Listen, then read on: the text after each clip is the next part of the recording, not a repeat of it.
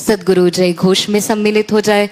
सद्गुरु माता सुदीक्षा सविंदर हरदेव जी महाराज की जय। निरंकारी राजमाता गुरबचन अवतार की जय। सात संगत जी, प्यार से कहना धन निरंकार जी।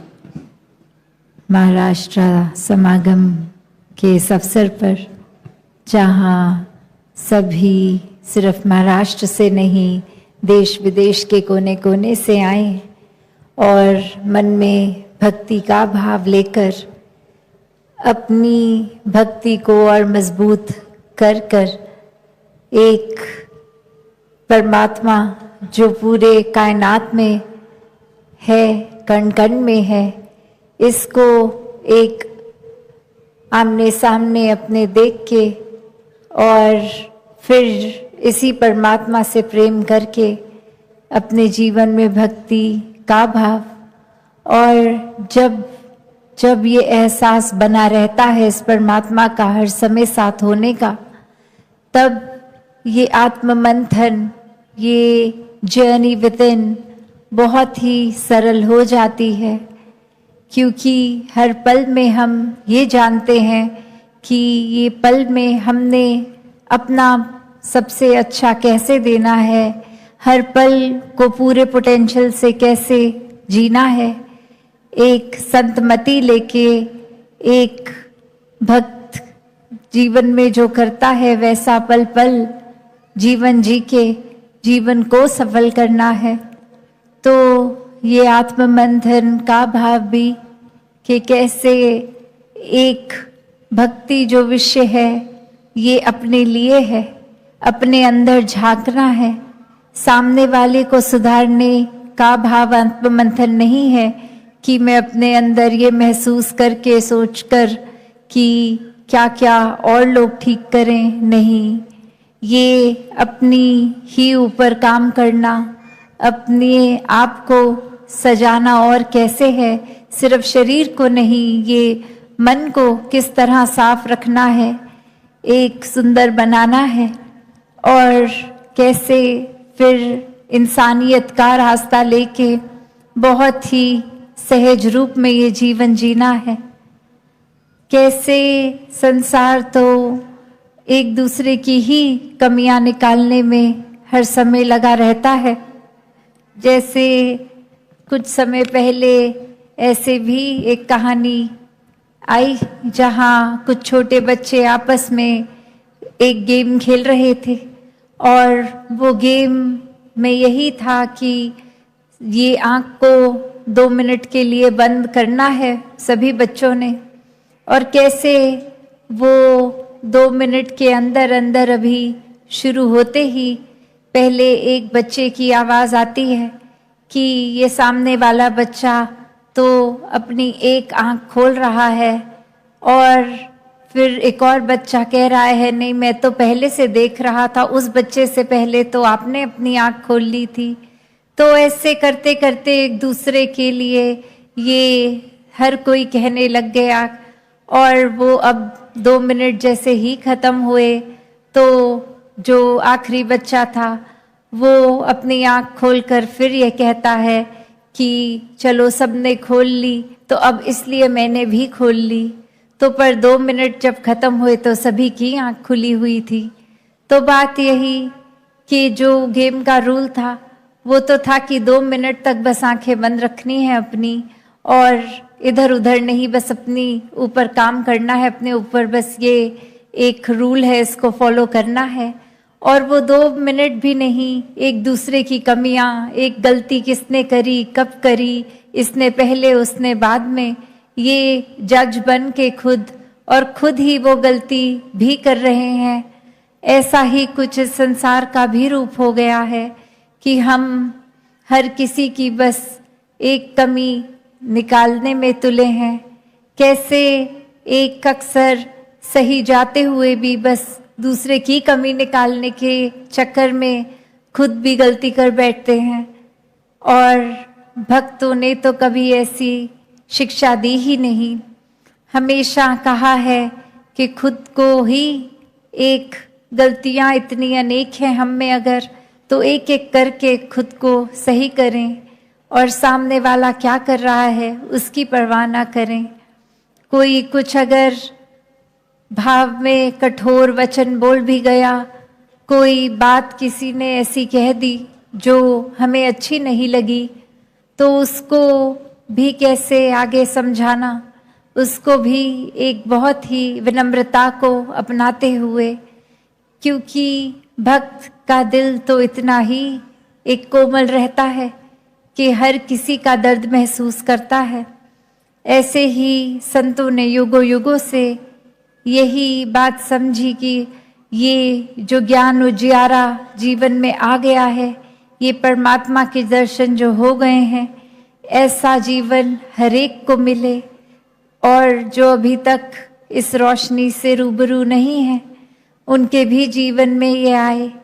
कभी भी किसी संत ने इसलिए नहीं परमात्मा को पहचानने की बात करी कि ऐसे घमंड की तरह खुद को दिखाएं कि मैं तो कितना ऊंचा हूँ, मेरे जीवन में तो परमात्मा है, पर तुम्हारे नहीं, इसलिए तुम प्राप्त कर लो परमात्मा को।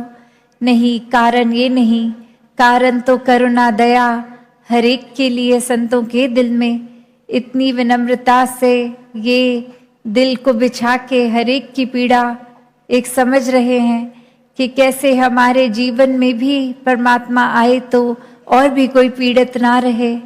ऐसे भावों से ही हर किसी को परमात्मा के दर्शन कराने का लक्ष्य लेके ये संत हमेशा से ही अपने जीवन को जीते गए हैं। सिर्फ बोलों से नहीं, एक अपने अंदर शब्दों का भी, एक सोच का भी जो सहारा बना, वो कर्म रूप में बहुत ही एक साक्षात भक्ति को दर्शाते हुए रहे। तो ऐसा ही जीवन हर किसी का हो सकता है।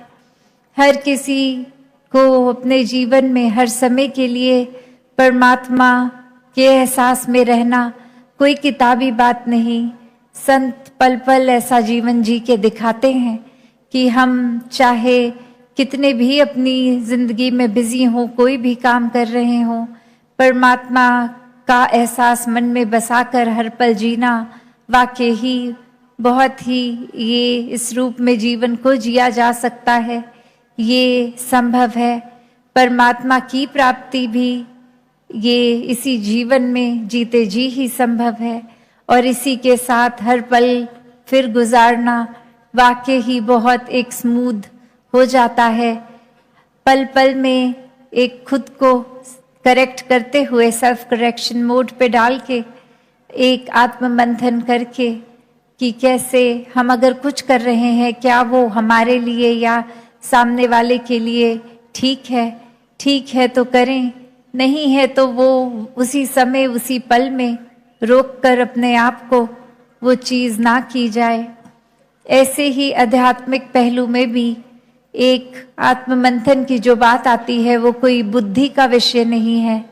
ये भक्ति को अपने अंदर और गहराई में डालने का विषय है कि ये सिर्फ दिमाग से सोचने की बात नहीं है, ये दिल से सोचना समझना जिसको कहते हैं, वो एक गहराई में जाने की बात है, अपने भीतर जाने की बात है।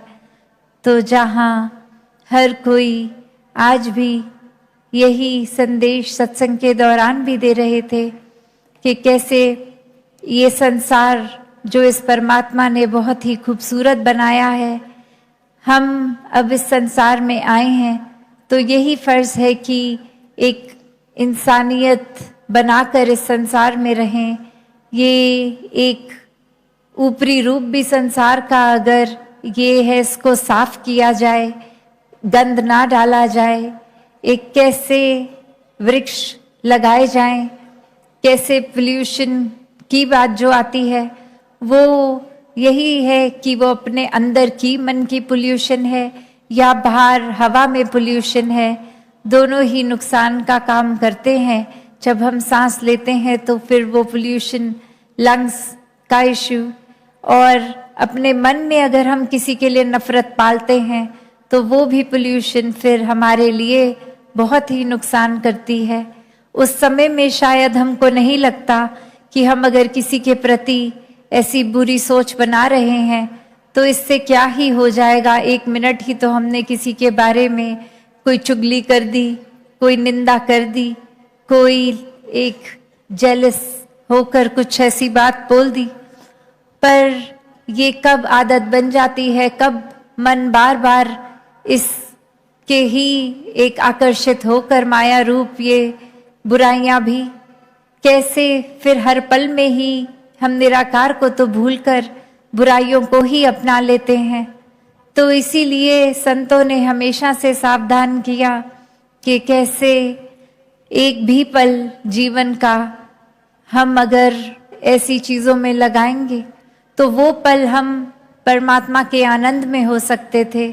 उस पल से खुद को वंचित कर दिया और ऐसी चीज़ का सहारा लिया जो अपने लिए भी नुकसानदायी है, औरों के लिए भी है। तो यही बात बार बार संत समझा रहे हैं कि कुछ भी भाव मन में आए तो वो भी साफ कर लें, छटाई कर लें आत्म मंथन से कि अब कैसे भाव मन में टिकने चाहिए। क्योंकि ये नज़र तो पूरा दिन इतना कुछ देख रही है तो भी क्या फिल्टर करना है, अपने अंदर डालना है, क्या बाहर देखते ही उसको छोड़ देना है। जैसे कहते भी हैं अक्सर कि किसी ने अगर कुछ ऐसा बोला जो पसंद नहीं आया, उसको भी पहली कोशिश यही करें कि जैसे एक कान से सुन के दूसरे से निकालें, मन के अंदर वो भीतर ना असर होने दें। वो असर होगा तो फिर दिल भी अपना दुखेगा, परेशानी भी होगी। और अगर ऐसा हो ही गया है, किसी की बात चुप भी गई, तो फिर भी हम अपना रिएक्शन क्या देते हैं। एक किसी को अगर गुस्सा आया किसी पल में तो उस गुस्से को किस रूप में एक कंट्रोल करना है। वो एक जैसे आग का अक्सर उदाहरण देते हैं कि आग में इतनी तपश होती है, अगर हम डायरेक्ट कोई अपना फुल्का सीधा आग में डालेंगे तो वो तो बनेगा नहीं, आग उसको भस्म कर देगी। पर वही एक तवे का रूप जब हम आग पे तवा रख देते हैं और फिर उसके ऊपर रोटी रखते हैं तो वो रोटी हमारे शरीर के लिए पौष्टिक बनती है, फायदेमंद रहती है। तो वही बात कि कैसे गुस्सा अगर आया भी तो इससे पहले वो एक हर चीज़ को हमारे भस्म कर दे, हमें खुद उसका एक पॉजिटिव यूज़ लेना है, उसको सही तरीके से। ये नहीं किसी ने कुछ कह दिया तो हमने भी पलट के उसको गुस्से से ही बोलना है। तो ये फिल्टर का काम ये हर पल हो सकता है, बस ये परमात्मा याद रहे। हर समय में हम अपने आप को अपने ही मन के तराजू में तोल के देखें कि कौन सा हिस्सा भारी रखना है हमें, अपना अच्छाई का या बुराई का। किसी के चोट पहुंचाने से दर्द होने पे क्या हमें एक उस समय अपने आप पे काबू रखकर मन को शांत करके उस इंसान के लिए भी परमात्मा से ये अरदास करनी है कि ऐसे जानबूझ के वो औरों को चोट पहुंचाना बंद करे, या फिर हम यही सोच के बैठें कि उसने जितना दर्द दिया मैं अब आगे सामने से और ज़्यादा दर्द दूँ उस इंसान को। तो ये सब तो अपने ऊपर ही हर किसी के है। तभी ये इतना जोर आत्म मंथन के भाव पे कि जितना ज़्यादा हम हर पल में एक सोचकर मन से एक ये देखकर कि क्या बात सही है क्या नहीं, उसके हिसाब से जब अपने मन की धारणा बनाएंगे तो वही हमारे एक्शंस बनेंगे, वही व्यवहार बनेगा। तो भक्ति को हर कोई हर पल में अपने शामिल करते हुए ये आईना, ये शीशा अपने सामने ही रखना है और खुद को ही देखना है, खुद को ही एक ठीक करते हुए अपने जीवन को जीते जाना है। तो आज भी सुबह जब आए और ये दोपहर के समय में ये एक झांकिया रूप भी, स्वागत रूप भी, और उसमें भी हर एस्पेक्ट बहुत ही सुंदरता से महापुरुषों ने ये टच किया कि कोई अगर झांकी आए वो एक सोशल मैसेज के साथ या फिर एक आत्मा भक्ति में वो नृत्य रूप करते हुए कहीं और कला का सहारा लेते हुए, तो वो भी भक्ति के ही पहलू जीवन में किस तरह तरह तरह अलग एस्पेक्ट्स में, तो वो भी भाव जहाँ देखिए। और अब सत्संग में भी और आने वाले दिनों में भी ये बहुत ही सुंदर भाव संतों के सुनने को मिलेंगे। तो दातार कृपा करे कि ये एक जो संतों का संग मिला है, ये सत्संग मिली है, इसको कभी भी हल्के में ना लें कि हाँ हर हफ्ते अगर हम अपने भवनों पे भी होते हैं, घरों में होते हैं, तो भी ऐसी सोच ना आए कि चलो आज तो थक गए हैं, आज सत्संग छोड़ देते हैं, फिर 2-4 दिनों बाद सत्संग तो होनी ही है या हर सुबह होनी ही है, कभी और चले जाएंगे। तो ये हमें भी पता नहीं लगने देगी ये दुनिया की माया की आज थकावट बहाना बना लिया तो कल ट्रैफिक को बना लेंगे, परसों कुछ और धीरे धीरे खुद को ही सत्संग से भी दूर कर लेंगे। तो बात वही कि जिनको तो वाकई ही एक लगन है, प्रेम है इस परमात्मा से, वो अपने टाइम को इतने बखूबी मैनेज भी कर लेते हैं कि सेवा सुमिरन सत्संग हर चीज़ के लिए ये दिल से समय निकलता है। सिर्फ समय निकलता ही नहीं, ये मन भागता है फिर सत्संग की ओर, ये पल पल में एक सुमिरन करने के बहाने ढूंढता है मन। तो वो ऐसा ही जीवन हर कोई जिए जहाँ निराकार ही प्रायोरिटी हो और सभी संतों की सिखलाई को अपना के सेवा सुमिरन सत्संग करते हुए जीवन को भक्ति भरा बना ले। सात संगत जी, ध्यान निरंकार जी।